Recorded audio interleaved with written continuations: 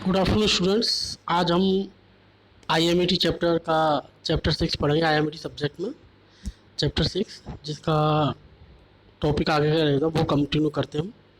Training of foreman and supervisor. Introduction जो है इसका, अ फोरमैन और supervisor is considered as the backbone of any organisation. अगर foreman और सुपरवाइज़र की बात करें उसको बैकबोन माना जाता है इंडस्ट्रियल ऑर्गेनाइजेशन का। Foreman literally means head worker. जो फोरमैन होता है उसको लिटरली अगर हम बात करें तो वो हेड वर्कर होता है, मेन पर्सन कह लो या फिर इंचार्ज कह लो वर्कर्स का। The foreman supervisor is one who directly supervises and controls the workers.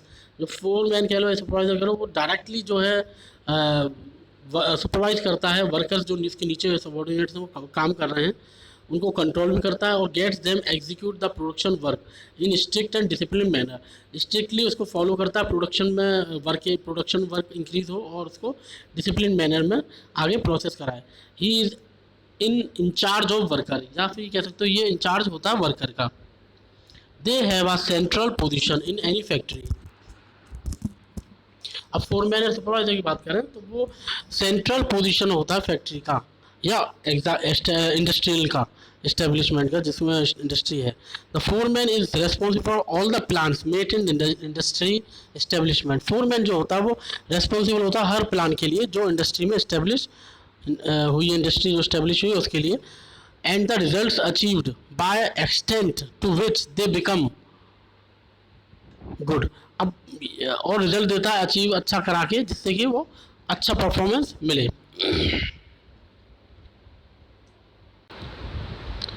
अब ड्यूटीज़ ऑफ फोरमैन या सुपरवाइज़र की जो आती हैं वो बताते हैं। टुवर्ड्स मैनेजर्स के लिए फोरमैन की क्या होता है, जो मैनेजर्स को वो बताएगा अपनी सारी चीज़ें। To inform the worker about the policies of the management system. Inform करेगा वर्कर्स को जहाँ की जो पॉलिसीज़ है मैनेजमेंट की वो सारी चीज़ें बताएगा जो सिस्टम में चल रही। And those policies clear to them, वो पॉलिसीज़ उनको क्लियर करेगा वर्कर्स के लिए। To put the wishes and suggestion of the workers in front of manager. ये मैनेजर के सामने सारी उनकी सजेशन बताएगा जो वर्करों की, और जो उनकी इच्छाएं हैं, जो भी वो अपने सजेशन देना चाहते हैं वर्कर्स, वो उनकी सारी उनको पेश करेगा मैनेजर को अपने। वो मैनेजर इसके ऊपर होता है फोरमैन के। Take full responsibility of all the activities of your department. वो अपनी फुल रेस्पॉन्सिबिलिटी रखता है उसकी एक्टिविटी की, जो भी हो रहा है डिपार्टमेंट की। To make the managers aware of the progress of work. वो मैनेजर को सारी चीज़ों को अवेयर कराएगा जो भी उसका प्रोग्रेस हो रही है, उसके नीचे जो वर्कर्स काम कर रहे हैं। To maintain the quality of production. Quality भी मेंटेन रखनी होती है फोरमैन को, और क्वालिटी प्रोडक्शन भी ध्यान देता है। इस type the production progress. Completion of desired progress in time. उसकी ये भी जिम्मेदारी होती है कि जो वर्क मिला है वो कंप्लीट करे टाइम पर। In cases where the managers need immediate attention and due diligence, such cases should be placed immediately before them. अब क्या है, कुछ ऐसे केसेस बन जाते हैं जहाँ पे मैनेजर्स को इमीडिएट एक्शन लेना होता है या अटेंशन लेनी होती है। वहाँ पे मैनेजर तब ले पाएगा जब ये फोरमैन उनको इमीडिएटली बताएगा सब चीज़ें। तो वहाँ पे आपका ये फोरमैन का वर्क रहता है, फोरमैन ही सारी एक्शन लेगा, फिर उसके बाद मैनेजर्स को ये इंटीमेट करेगा कि आपको अटेंशन या ध्यान देना या आपको कोई एक्शन लेना उसमें। To make a new plan and new methods. नए प्लान और मेथड्स बनाता है combination to prove the production capacity and quality of product भी अच्छा करे। To reduce wastage as far as possible. Wastage भी कम से कम होना चाहिए। ऐसे ही आपके बहुत सारे पॉइंट है। लास्ट पॉइंट देखिए, to act as an intermediate और link between workers and manager. एक इंटरमीडिएट की तरह काम करता है, लिंक की तरह काम करता है, किसके बीच में, वर्कर और मैनेजर्स के बीच में। ये अब टुवर्ड्स वर्कर के लिए फोरमैन की कैसे रहती है। टुवर्ड्स वर्कर की बात करें तो foreman has direct relation with working class. Foreman जो होता है उसका डायरेक्ट रिलेशन होता है वर्किंग क्लास के साथ। जैसे कि आपका मैनेजर के साथ फोरमैन का रहता है, मिडिल है तो मैनेजर से डायरेक्ट बात कर सकता हो, वर्कर से भी। The foreman is the first person और the first leader of the management class through which the relationship between manager and worker establish. ये पहली सीढ़ी होती है जिसमें कि आपका वर्कर्स से स्टेप होता है इसका लिंक, और मैनेजर से होता है। His duties towards the workers are very important. इसकी ड्यूटीज जो होती हैं बहुत ज़्यादा इंपॉर्टेंट हो जाती हैं वर्कर्स के लिए। कैसे टू एजुकेट वर्कर्स ऑन, उनको एजुकेट भी देना पड़ता है, एजुकेशन भी देनी पड़ती है, कैसे कंपनी पॉलिसीज एंड प्रोसीजर्स को राइट वे और approach of doing specific thing, जो तरीका सही है उसके हिसाब से अप्रोच लगाए वो, जिससे कि स्पेसिफिक वर्क अच्छे से हो, work to be carried out, जो आपका काम हो चुका है उसको भी ध्यान दें, satisfactory working condition, maintenance of cleanness, satisfactory working condition भी दे और मेंटेनेंस ऑफ क्लीननेस, सफाई साफ सफाई का भी ध्यान रखें। ऐसे आपके इसके बहुत सारे पॉइंट हैं। To distribute the young work among the workers according to their ability and qualification. अब इसका फोरमैन का ये भी काम होता है कि डिस्ट्रीब्यूट करें, जिस वर्कर की जैसी क्वालिटी है उस हिसाब से उसको वो दे, वर्क दे, एबिलिटी और qualification. To guide and control the worker, guide और कंट्रोल भी करता है वर्कर्स को। To develop mutual cooperation, mutual cooperation आपस में सहमति बनाता है, कोऑर्डिनेशन करता है, orderliness and team spirit among the workers. ये सारी चीज़ें फोरमैन की रहती हैं जो टीम स्पिरिट क्रिएट करे वो। अब ऐसे ही आपके सारे पॉइंट्स हैं। टू लास्ट वाला पॉइंट देखते हैं, to put before the worker an accurate example of punctuality. अगर वर्कर की बात करें, हम वर्कर से पहले की बात करें तो एक्यूरेट एग्जांपल है पंक्चुअलिटी का, एफिशिएंसी का, कंपटेंशन का एंड लीडरशिप का। एक तरह से लीडरशिप का काम भी करता है फोरमैन हमारा वर्कर्स के टुवर्ड्स, ठीक है। अब टुवर्ड्स फेलो फोरमैन की बात करते हैं, जो फेलो उसके थोड़ा डाउन है। One of the function of foreman is every work is to, मतलब उसको क्या क्या फॉलो करना फोरमैन को, उसकी खुद की क्या रिस्पॉन्सिबिलिटी है। One of the function of the foreman is every day work is to maintain contact and correlation with various department section of the industry. एक फंक्शन फोरमैन का ये भी रहता है अपना कि हर दिन का वो मेंटेन करे वर्क अपने, और कॉन्टैक्ट्स जो हैं उनके, उनको बताए मेंटेन करे contact and correlation with various अलग अलग डिपार्टमेंट से भी को रिलेशन बनाए इंडस्ट्री में। To maintain friendly and cooperative relation with their colleagues. अब इसको ये भी मेंटेन रखना पड़ता है अपना, कोऑपरेट रखना पड़ता है relation with colleagues and other foreman supervisors, okay. Then हमारा नेक्स्ट पॉइंट आता है इसका, to maintain friendly and cooperation relation with colleagues and other foreman supervisor.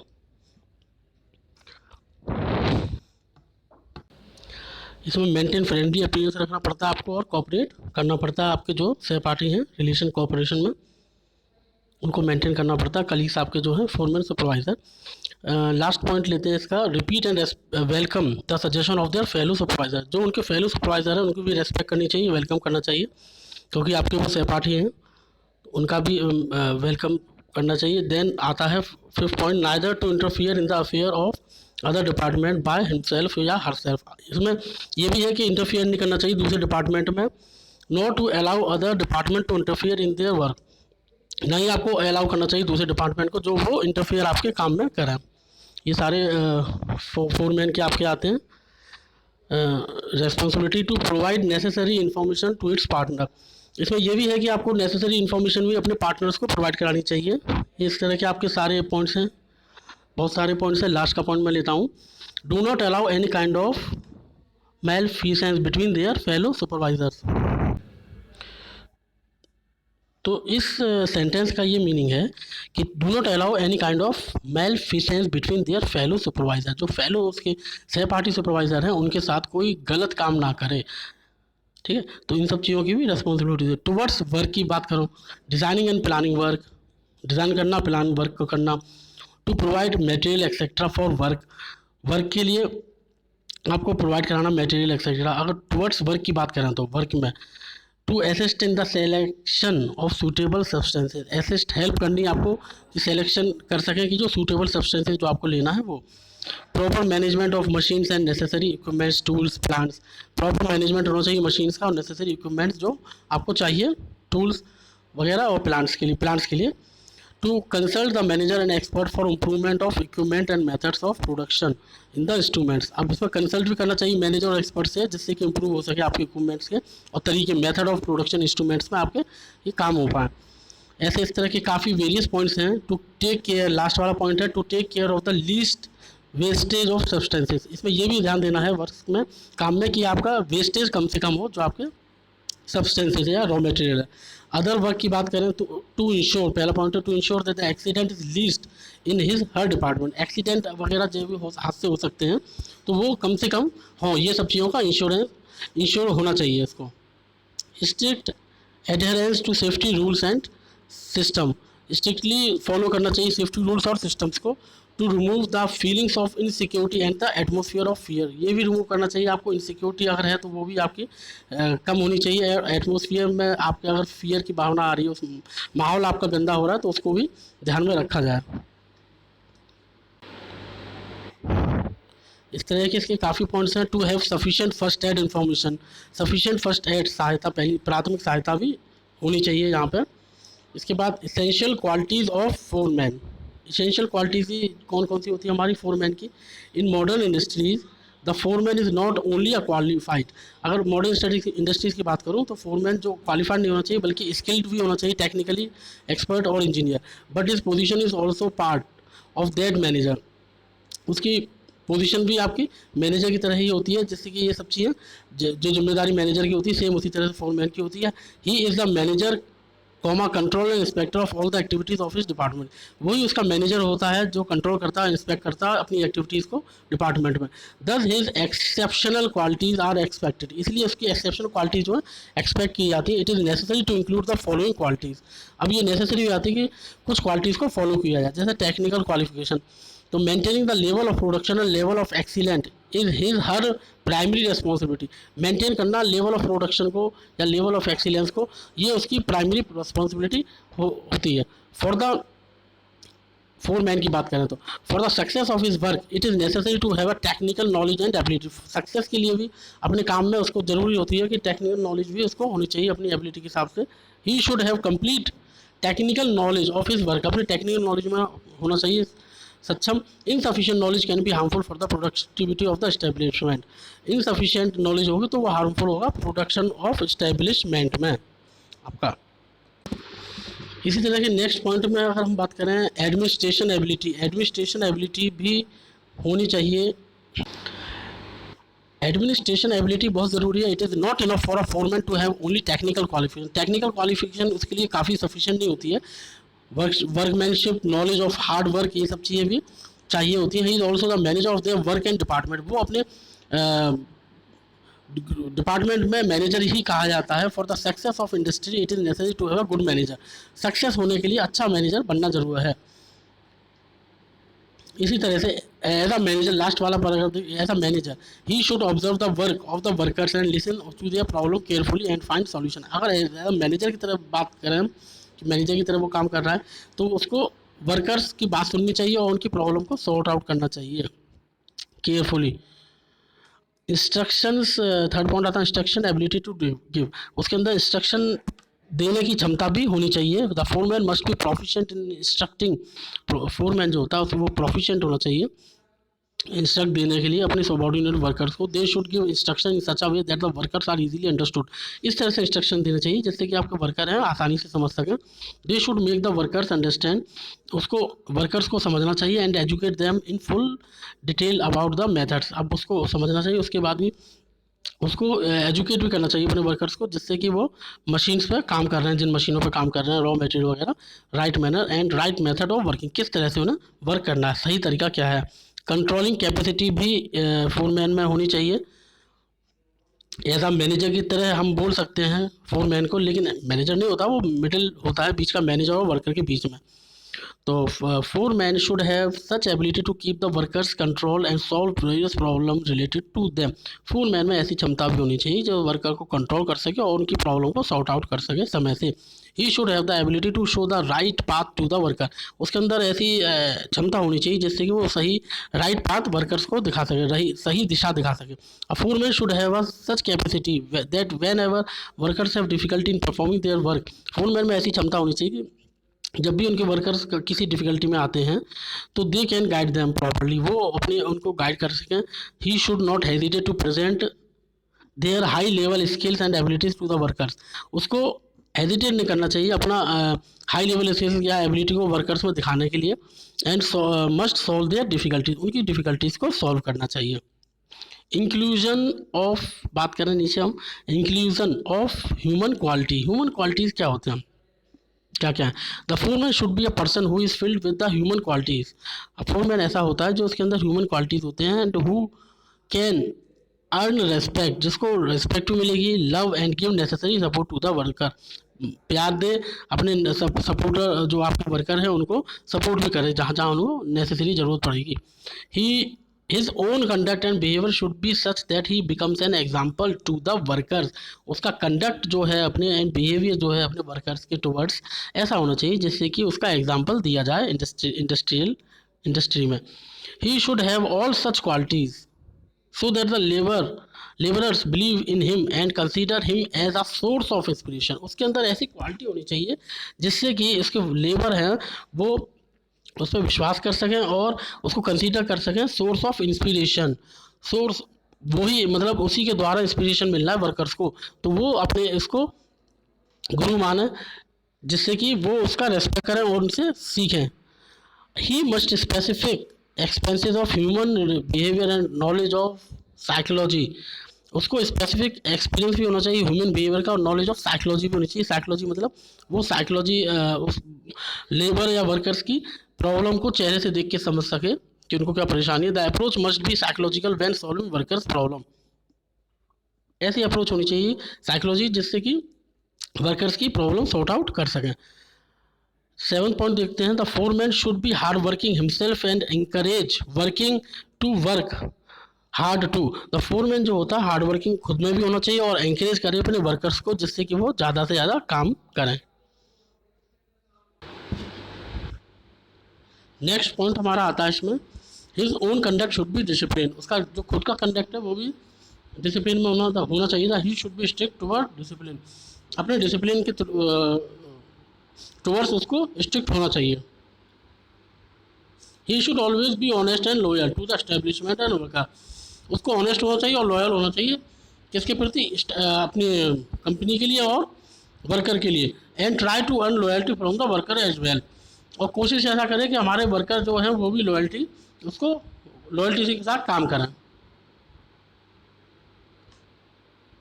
The foreman should awaken the feeling of individuality and harmony among the workers towards the establishment, foreman में आपके ऐसी feeling होनी चाहिए individually जैसे कि दया भावना भी हो अपने वर्कर के लिए जो कंपनी के लिए काम कर रहे हैं।